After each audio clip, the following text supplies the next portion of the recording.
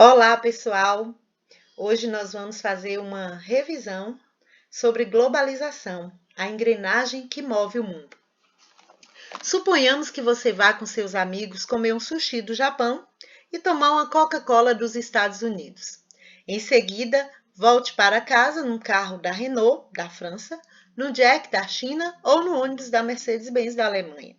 Ao chegar, o telefone toca. Você atende no aparelho fabricado pela Samsung, da Coreia do Sul, e ouve um amigo convidando-o para assistir ao filme em cartaz no cinema Vingadores, da Ultimato, dos Estados Unidos, que já é recorde de bilheteria, com arrecadação aí de 2 bilhões de dólares em 11 dias. Você não vai, resolve ficar em casa em frente à sua TV de plasma da marca LG, da Coreia do Sul. Então, aqui nós estamos vendo que o mundo ele está interligado. Mas então, o que é globalização? É o conjunto de transformações na ordem social, cultural, política e econômica mundial que vem acontecendo nas últimas décadas. Mas então nós vamos ver que há uma diferença entre mundialização e globalização. Mundialização é a expressão para se referir à difusão de elementos culturais em escala planetária. Já a globalização é uma expressão para se referir aos aspectos econômicos ou à dinâmica econômica atual em escala planetária. A globalização é um momento marcado pela intensificação das relações sociais mundiais em função de diversos fatores tecnológicos que afetam a economia do planeta, bem como a política e as sociedades. A globalização não é algo recente, está em curso há mais de 5 séculos. O que hoje chamamos de globalização é apenas uma etapa específica e avançada de um processo antigo ou do capitalismo. Então, aqui nós vimos que mundialização é diferente de globalização, porque o termo mundialização se refere à difusão de elementos culturais numa escala planetária. Já a globalização vai se referir aos aspectos econômicos ou à dinâmica econômica atual em escala planetária. Então, vamos avançar. A globalização no tempo. Para entendermos a globalização, nós devemos analisá-la. E aqui nós vamos dividir a globalização em 4 fases. A primeira fase é antes das descobertas, onde é a economia mundo ou sistema mundo. A segunda fase é a fase do mercantilismo, onde teve aí a descoberta de novos continentes e interligações com Índia e China. A terceira fase foi marcada pela industrialização, colonização americana, asiática e africana. Já a quarta fase, a globalização nos tempos atuais, onde teve o colapso do socialismo, crise do Estado e a revolução técnico-científica. A primeira fase da globalização aconteceu entre os séculos XV ao XIX. Podemos dizer que o início da globalização ocorreu com a expansão marítima europeia. Anteriormente, não se pode dizer que havia uma globalização, uma vez que o predomínio era do isolamento das sociedades em economias relativamente autônomas e pouco ou nada integradas entre si. Dessa forma, durante o final do século XV e o início das navegações europeias, consolidou então a implosão do sistema mundo vigente, uma vez que os meios de transporte e comunicação conheceram seus primeiros grandes avanços rumo à total integração dos mercados internacionais.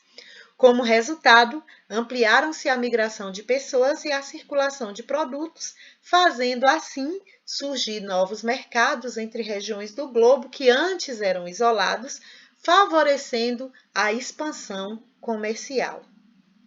Já a segunda fase da globalização, ela vai acontecer aí entre metade do século XIX e o final da Segunda Grande Guerra Mundial em 1945.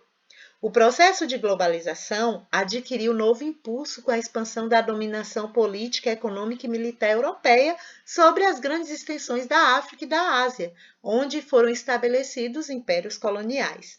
As inovações técnicas aplicadas à indústria, aos transportes e às comunicações, com a expansão das ferrovias, do uso de automóveis, aviões, telégrafos, telefones e rádios, contribuíram para intensificar, agilizar e ampliar a difusão de relações econômicas capitalistas para outros territórios. Já a terceira fase da globalização, ela vai acontecer aí entre 1945 e 1989. O processo de globalização esteve condicionado pela Guerra Fria. Os dois países, Estados Unidos e União Soviética, disputavam entre si a ampliação de suas áreas de influência no mundo. Nesta fase, a globalização continuou a expandir-se em grande parte graças aos avanços tecnológicos na informática, nas telecomunicações e também nos transportes. A quarta fase da globalização, ela começou em 1989 e perdura até os dias atuais. Com a queda do Muro de Berlim, o esfacelamento da União das Repúblicas Socialistas Soviéticas e o fim da Guerra Fria, o mundo entrou em uma nova ordem mundial e a globalização também passou ao seu novo estágio. Isso porque houve então um avanço do sistema capitalista para todo o mundo, incluindo os países do então chamado Segundo Mundo, ditos socialistas. Os avanços tecnológicos, principalmente na informática, favoreceram a expansão do capitalismo. Além disso, os avanços no transporte e comunicações favoreceram a circulação de pessoas e também de mercadorias. Quando nós falamos de globalização, nós também devemos falar sobre os transportes e as transnacionais. Os transportes nas últimas décadas, eles se modernizaram, tornando-se mais rápidos e mais baratos. Com isso, aumentou a capacidade de transporte de carga de passageiros e intensificaram-se os deslocamentos de pessoas e mercadorias em intervalos de tempo cada vez menores, possibilitando assim a integração de diferentes regiões do mundo. Já as transnacionais são empresas com alto nível de organização que atuam dentro e fora do território de seu país de origem por meio de filiais espalhadas pelo mundo. Então, com a evolução dos transportes e também com as transnacionais, nós vamos ter aí essa expansão. E assim, nós teremos também uma outra característica da globalização, que é o capital financeiro. Com a globalização, houve também o aumento do fluxo de capitais financeiros em todo o mundo, por meio de operações realizadas por bancos, empresas, agências ou escritórios de corretagens, de ações, de títulos espalhados por vários países. A globalização das finanças favoreceu o capital especulativo. Pessoas e instituições financeiras que possuem grande poder de compra e adquirem, por exemplo, milhões de dólares de moedas nacionais quando estão desvalorizadas e as vendem, posteriormente, quando se valorizavam, assegurando grandes lucros. Então, com as ações das empresas, também ocorre a compra e venda realizada nas bolsas de valores dos países. Podemos ver duas fases. Algumas empresas se modernizam e aumentam a sua capacidade de produção, e quando o valor da ação de uma empresa está baixo, os especuladores compram em um dia e as vendem em outro. Quando há valorização delas, obtendo-se lucros independentemente dos resultados da empresa. Houve também, com a globalização, os avanços dos meios de comunicação, e isso a gente não deve deixar de fora.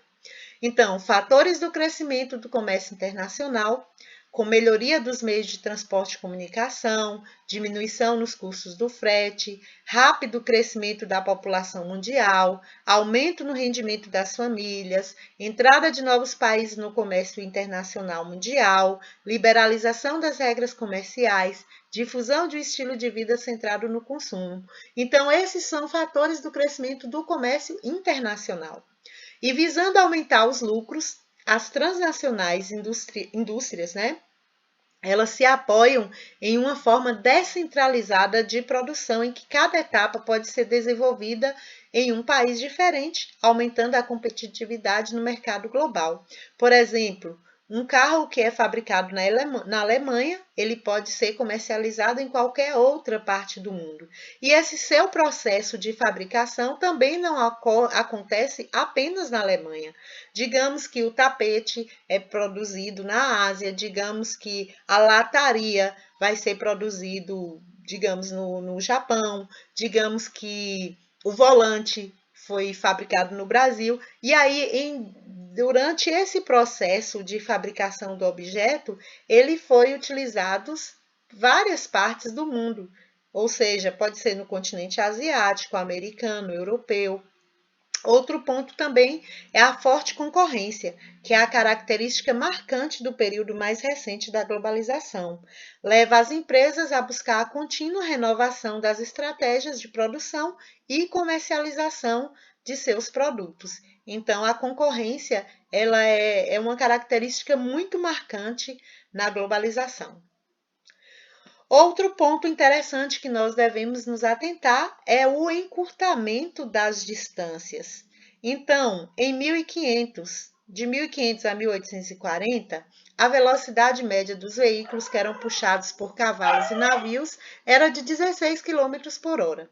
Em 1950 a 1930, as locomotivas a vapor já começa aí uma média de 100 km por hora.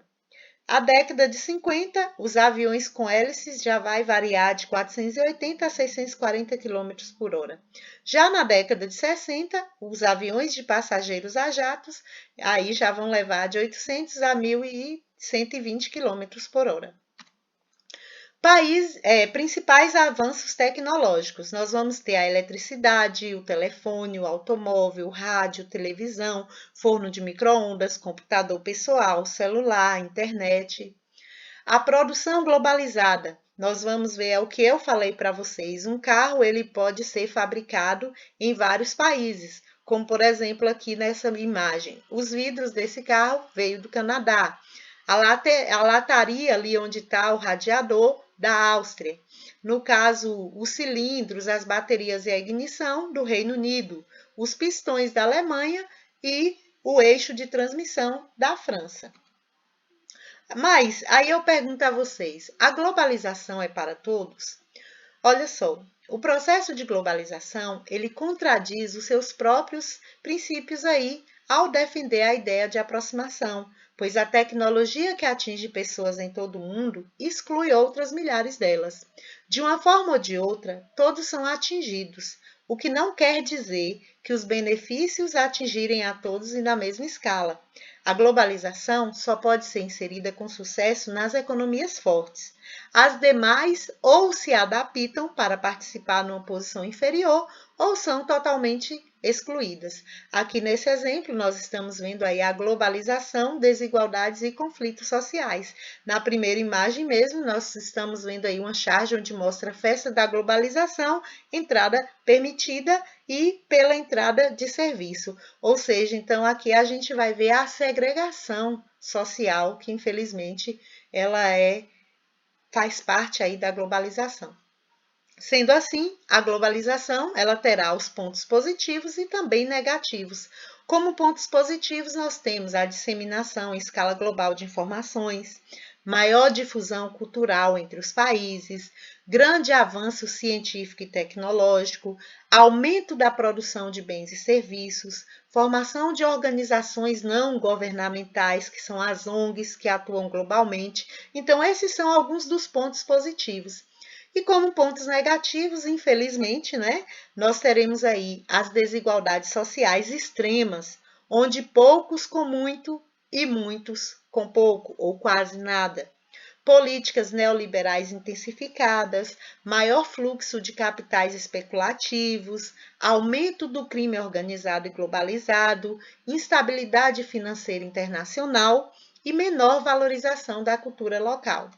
Então é isso aí, pessoal. Espero que vocês tenham gostado dessa aula, mas é mesmo uma revisão sobre globalização, trazendo aí desde o seu surgimento. Boa sorte para vocês e sucesso!